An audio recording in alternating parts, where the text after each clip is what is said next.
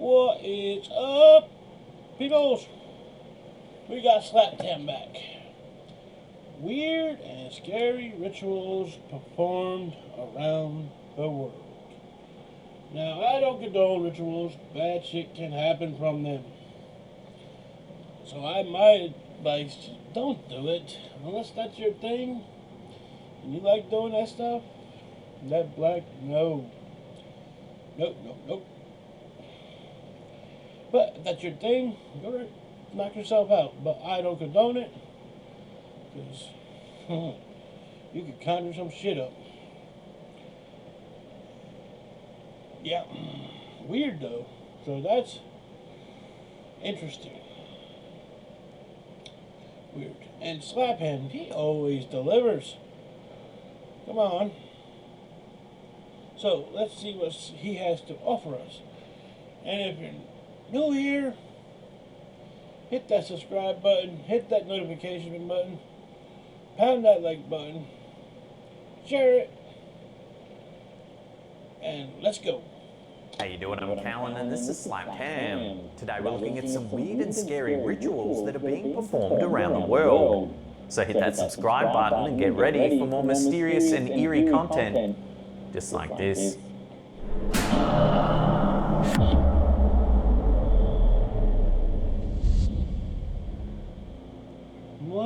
A witch bottle is a unique ritual. Average people typically create them to find protection against unknown energies and spirits. They're usually filled with vile ingredients. Historically, these bottles have either been made by folk healers or a trusted witch. If one believed that they knew someone possessed by a spirit, the person's urine, nail clippings or hair were a pivotal ingredient of the bottle. That is just gross. Beyond belief. And did you see... Hold on. Let's bring this back a little bit. What is that? That looks like some kind of foot or something with some long ass nails. I'm gathering to say a chicken's foot, but it could be too big. I have no idea, and I don't want to know what's in those bottles. This looks nasty. People typically create them to find protection against unknown energies and spirits. They're usually filled with vile ingredients. Historically, these bottles have either been made by folk healers or a trusted witch. If one believed that they knew someone possessed by a spirit, the person's urine, nail clippings or hair were a pivotal ingredient of the bottle. These bottles were also filled with needles, pins, rosemary and red wine. The belief is that the spirits will be attracted to the victim's ingredients, trapped by the pins and needles, forced to drown in the red wine, and banished by the rosemary. These bottles were typically hidden away in the furthest corners of one's property. The first mention of a witch bottle appears in a 1681 book by Joseph Glavel, Seducimus Triumphatus, or Evidence Concerning Witches and Apparitions. These bottles were constructed to bring peace to a household and to drive away malicious spirits. They're quite complex to study since they were sometimes made by witches and other times to drive witches away. A more recent example of witch bottles being used in the United States dates back to the Civil War. It's said that Union soldiers may have buried witch bottles in order to keep themselves safe from Confederate troops. This is only a theory, as it's highly possible troops would have had no other way to dispose of common witch bottle ingredients such as urine, without creating a historical misnomer. Crazy. Frog coffins are a form of folk magic performed in Finland, just as the name implies. Frog coffins? What? Just sounds eerie. Frogs were put into tiny coffins and often buried in secret locations. Dating back to... Wait. Let me hear this correctly. Frogs were buried in coffins in secret locations. That just sounds weird. And why? Let's find out why. To the early 20th century, these weird rituals were actually meant to work as a type of counter magic, just like witch bottles. Generally, frogs are chosen to represent amphibian and aquatic life.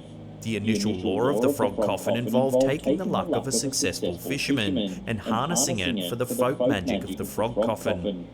That luck is then diffused into magic and reflected back at malicious spirits. This just sounds bizarre and crazy and whatever you get. No.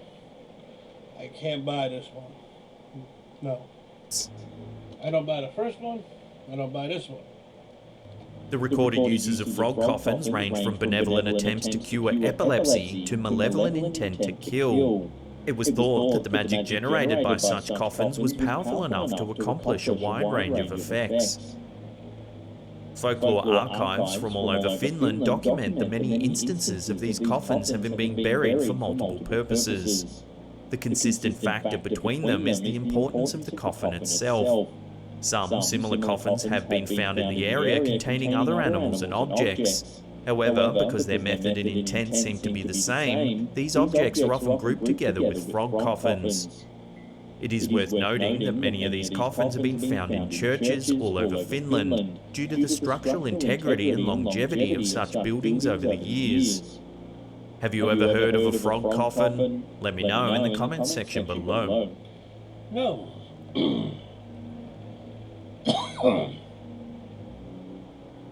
practice of offering food and libations to the dead is widespread. The form and method may have changed throughout history. Oh my gosh. How do you feed the dead? That just sounds absurd. Feed them a bologna sandwich? Come on now. They can't eat. They can scare the shit out of you, but they can't eat. But it is a common pastime. It's noted that the practice of pouring a small amount of wine on a grave has long been popular between Egypt and Greece. In ancient Rome, this process was taken to an entirely new level. Libation tubes were made to flow directly into the inside of graves. This meant the dead could partake in food and drink in a purer form. These offerings typically first came during a feast known as Cena Novemdialis. This marked the end of the 9-day Roman grieving period after a loved one's death. I mean, that's what they believe in. You can't knock them for that, but just you can't put food. Eventually, it's gonna rot. But yeah, I just can't see it. No. But if that's their thing, then so be it. The family would share a meal at the loved one's grave, pouring food and drink down the libation tube. This and other Roman celebrations were later put to an end by Christian leadership. These rituals were considered pagan and offensive. A tradition of pouring vodka onto the graves of... Okay, I didn't consider it pagan, but offensive to the dead, I can see that. Pagan though? No, I didn't see that. Then, considering that, loved ones lives on in Russia today. Some Chinese cultures offer wine or tea at the tombstones of the deceased. Japanese culture puts particular emphasis on making careful offerings at the shrines of the dead. The Mexican holiday of Dia de los Muertos is well known for its offerings. See, I get if you can leave the wine at on top of it. Is that not poured into them? Don't have a tunnel where you can... No. Leave that on them. Because you know somebody's going to come by and drink it. Some weird individual. I see that. Oh, let me drink that. But don't pour it on them. The graves of loved ones are populated with large amounts of their favourite food and drink. These are later enjoyed by the living. While these practices are so widespread, the slight cultural differences in how they're carried out is worth noting. These practices typically involve sharing food or drink between the living and the dead. The idea is to replicate the feeling of sharing a meal with a loved one, even in death.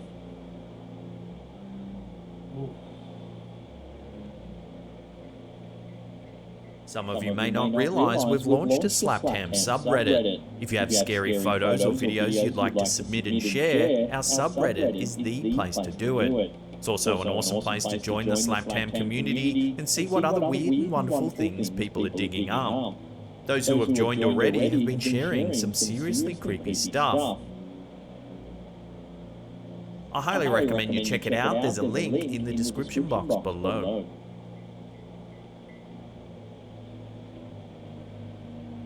Like many of the weird rituals mentioned on this list, the tradition of hiding shoes and boots was carried out for different reasons. Shoes were often hidden in order to protect a home against spirits. For some... Now, I've actually heard about this. Many a times, people go to remodel their homes, you take the wall down, and boom, there'd be a shoe. Or in the chimney, there'd be a shoe, I've heard of this. Some, it was a chance to perform benevolent magic working as a fertility charm. The practice dates back to the 14th century and was widespread in Britain. These shoes and boots were typically hidden in homes, often inside of walls. But they were also hidden in businesses or factories in order to bring them good luck or to ward away any accidents. Whether or not they worked, we can't be sure, though these shoes have provided historians with an accurate picture of shoes throughout the ages. The hidden shoes were typically worn out and in need of repair, discarded because they are of no more use. There are differing theories as to the true purpose of the ritual. Some believe the scent attached to the shoes and boots was thought to draw in friendly spirits, who would then bring a household good luck. Others see the scent of the shoes as a sort of trap that would lure in evil spirits that could then be banished for good. Either way, the ritual was so widespread that thousands of such shoes have been discovered all over Britain.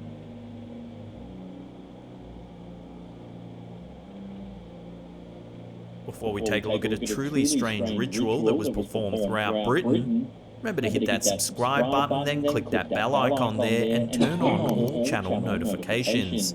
That way you'll be in the loop every time we upload our scary and mysterious videos. Also, remember to pulverize that like button if you're enjoying our content. Perhaps the weirdest of weird rituals on this list is the historical practice of hiding dead or mummified cats in the walls of buildings. Oddly enough, these cats... That just sounds creepy. And weird and bizarre and whatever you could come up with. Why would you want to put a dead cat in your wall? It's eventually going to stink. Cats seem to be widely found in the same buildings as boots and witch bottles. This suggests superstitious people of the time often found themselves double...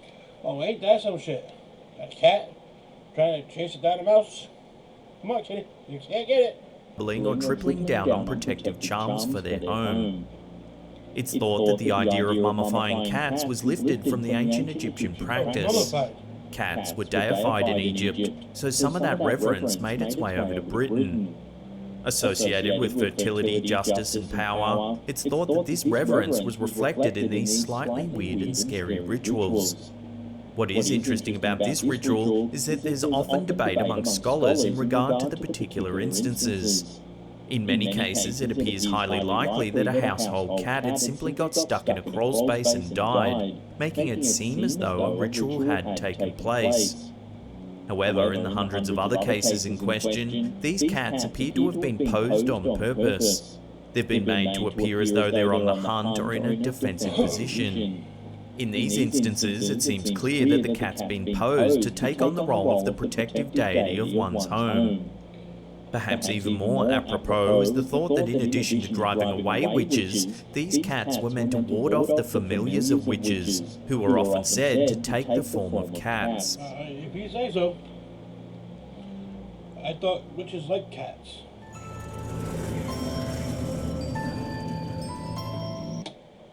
I mean, I don't know. Sounds weird and bizarre and crazy. But let me know what you thought of this video. Definitely weird. That's for sure. frog coffins? Really? Mummified cats in your wall? Really? Alright, that's new for me. Like, share, subscribe. Shut up. Yeah, like, share, subscribe. And we'll see you next time.